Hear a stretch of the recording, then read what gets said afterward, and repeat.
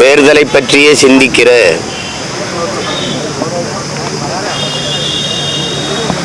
தலைவர்கள் உருவாகிவிட்ட இந்த சூழலில் அடுத்த தலைமுறையை பற்றி சிந்தித்த மாபெரும் தலைவன்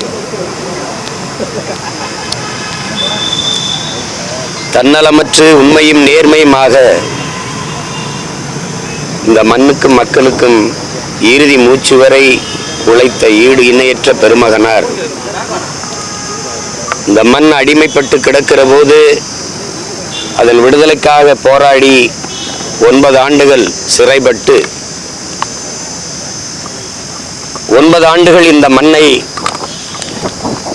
முதன்மை அமைச்சராக இருந்து ஆட்சி செய்து மக்களின் மனமெல்லாம் நிறைந்த மகத்தான தலைவன் கல்வி மறுக்கப்பட்ட இனக்கூட்டத்திற்கு பல ஆயிரக்கணக்கான பள்ளிக்கூடங்களை திறந்து எழுத்தறிவித்த இறைவன், அறிவு புகட்டிய ஆண்டவன், போற்றுவதற்கும் வணக்கத்திற்கும் உரிய பெருந்தலைவர் எங்கள் தாத்தா காமராஜர் அவருடைய பிறந்த நாள் இன்று. இப்படி ஒரு தலைவன் இந்த நிலத்தில்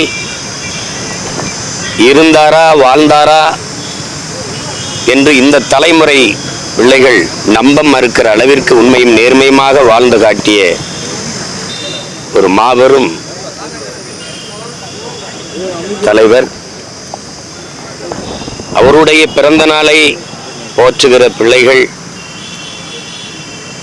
அந்த தூய தலைவனின் பாதை, இந்த தீய ஆட்சி முறையை ஒழித்து தூய ஆட்சி முறை மலர அரும்பாடாற்றுவோம். கேடுகட்ட இந்த பரநாயகத்தை வீழ்த்தி மாண்புமிக்க ஜனநாயகத்தை அரும்பாடாற்றுவோம் என்கிற உறுதியை தாத்தா காமராஜர் அவர்கள் பிறந்த நாளில் நாங்கள் ஏற்கிறோம். தமிழின பிள்ளைகள் பெருமிதத்தோடும் திமிரோடும் எங்கள் புகழ் வணக்கத்தை தாத்தா காமராஜர் அவர்களுக்கு செலுத்துவதில் அரசனுடைய இந்த முன்னெடுப்பை நீங்க எப்படி பார்க்கறீங்க?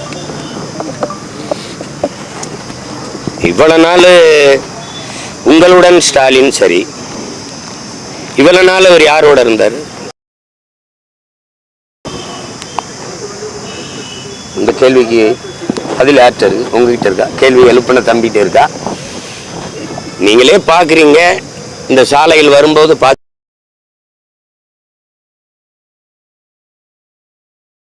தமிழ்நாடு அரசு முத்திரையை போட்டு அது ஒவ்வொரு வீடு தேடி போகுது. எது போகுது? வீடு தேடி அரசு.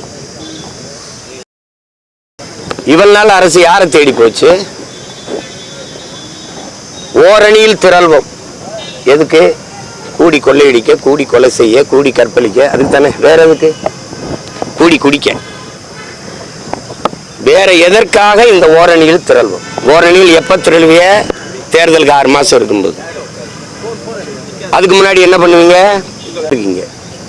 பக்கத்துல திராவிட பேரொழின்னு எங்க பாட்டனார் அயோத்திதாசருக்கு ஒரு மண்டபம் கட்டிட்டு, சரி சொல்லிட்டு போங்க திராவிட பேரொழி என்று. இவர் திராவிட பேரொழின்னா திராவிட பேரொழியா திராவிட பேரொழியா? அது என்னது? அது அரசு எழுதுது பாருங்க. சென்னை கடற்கரைக்கு போங்க, நம்ம தமிழருக்கு கீழே சென்னை இங்கிலீஷில் இருக்கும். தமிழ் வளர்க்கிறார்கள், மொழியை காக்க பாரம்பரியங்கள் போய்கொண்டிருக்குன்னு பாருங்க. மண்ணை காக்கிறார்கள், மானம் காக்கிறார்கள். மானத்துக்காக உயிரை விட்ட ஒரு இனக்கூட்டத்தை மானங்கட்ட கூட்டம் திருமணத்திற்கு ஏங்கி நிக்க வச்சுட்டு பிச்சைக்கார கூட்டமா மாற்றி நிறுத்திட்டு மண் காக்க, மொழி காக்க, மானம் காக்க எப்ப வர்றீங்க? எப்ப வர்றீங்க? வந்து உங்களுக்கு என்ன பிரச்சனை அப்படின்னு? பிரச்சனையே 60 ஆண்டுகளா நீங்க தான். உங்க அப்பா, இப்ப நீங்க, அடுத்து இப்ப உங்க மகன், நீங்க தான் பிரச்சனை. நாட்டுக்கு பிரச்சனையே என்னன்னு தெரியாம இப்பதான் வந்து பிரச்சனை என்னன்னு 4.5 வருஷம் 4.5 ஆண்டுகள் ஆட்சியில் இருந்துட்டு இந்த தேர்தல் வரும்போது ஒரு காதல் வரும் பாருங்க. தோண்டப்பட்ட குழிகள் மூடப்படும், சாலைகள் போடப்படும், எல்லாம் நடக்கும். விளக்குகள் மின்சாரம் அணையாமல் கொடுக்கப்படும். இதுதான் என் உடன் பிறந்தார்களே தேர்தல் அரசியல், கட்சி அரசியல்.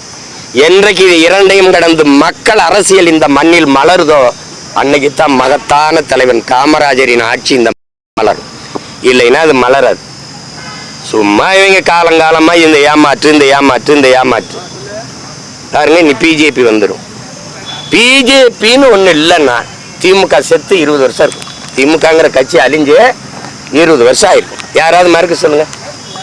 திமுகவை பதவியில் அமர்த்தினது ஐயா ஸ்டாலினா ஐயா மோடியா? யாராவது மனச்சான்று இருக்கிற நெஞ்ச வச்சு சொல்லு.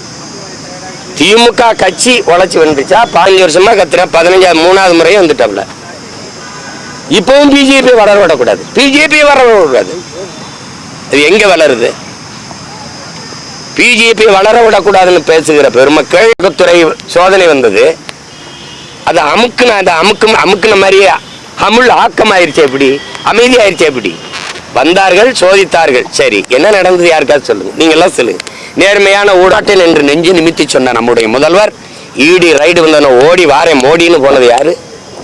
அங்க போய் கையை பிடிச்சிக்கிட்டு கெஞ்சிக்கிட்டு கொஞ்சி கெஞ்சி நீங்கள் இந்த அமலாக்கத்துறை அந்த செயல் கட்டமைப்பை இந்த திராவிட கட்சிகளை தவிர எவன் செய்வான்? இந்த நாட்டில் எல்லாம் பெண்ணிய உரிமை பேசும், எல்லாம் பேசும். எனக்கு எதிராக மாதர் சங்கம்லாம் போய் மண்டிட்டு மனு கொடுத்திருக்காரு. வாழ வேண்டிய ஒரு மலர், ஒரு பூ, ஒருத்தர் பேசல. ஒரு அரசியல் இயக்கம், முற்போக்கு, பெண்ணிய உரிமை பேசல பெருமக்கள், பெரியாரின் பெரும் தொண்டர்கள். கனவோடு போன ஒரு பெண்ணை, அந்த வீட்டு பெண், உங்க வீட்டுல பெண் இல்லையா? உங்களுக்கு உடன் பிறந்தவர் இல்லையா? உன்னை பெற்றவள் தாய் இல்லையா? பெண் இல்லையா? அவள் என்ன மனநிலை இருந்தாலும்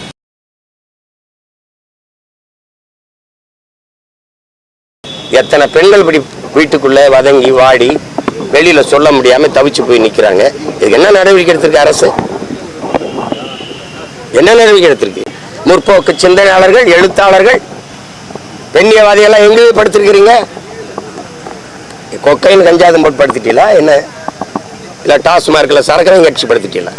என்ன உங்க பிரச்சனை? எங்க எதிர்கட்சியா இருக்கும்போது ஜெயராஜ் பெனிக்ஸுக்கு ஏறி குளித்த நீங்கள் தம்பி அஜித்குமார் மரணத்துக்கு அமைதியா படுத்தது என்ன? வாய்க்குள்ள பெவிக்கால போட்டு ஒட்டிக்கிட்டு படுத்தது என்ன? எப்படி